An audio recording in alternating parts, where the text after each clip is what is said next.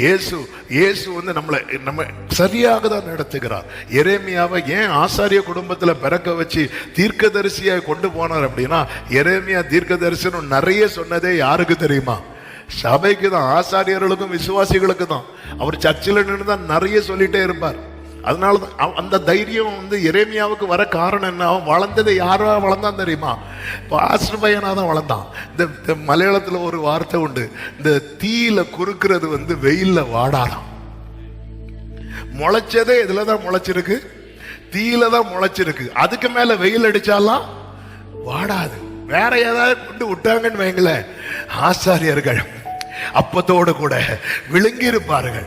நம்ம ஆளுக்கு தைரியம் வர காரணம் அதனாலதான் ஆண்டவர் வந்து உங்களை எந்த சூழ்நிலையில வளர்க்கிறாரோ அதற்காக ஸ்தோத்திரம் பண்ணுங்க.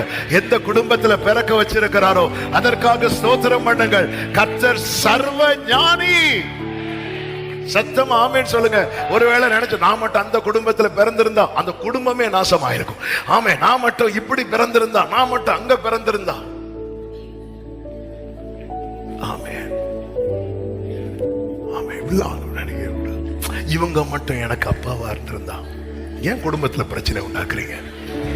இல்ல, நீர் தந்த இந்த பிள்ளைகளை உங்க பெற்றோருக்காக ஆண்டவருக்கு அனுதினம் ஸ்தோத்திரம் பண்ணுங்க. அவங்கதான், அவங்களால மட்டும்தான் உங்களை சகிக்க முடியும். பாருங்க, பெற்றோர் முகத்துல இப்பதான் கரெக்ட். ஆமென், ஆமென், ஹல்லேலூயா. அதே போல ஆண்டவர் தந்த பிள்ளைங்க, நீ எனக்கு வந்து பிறந்திருக்கு வேற.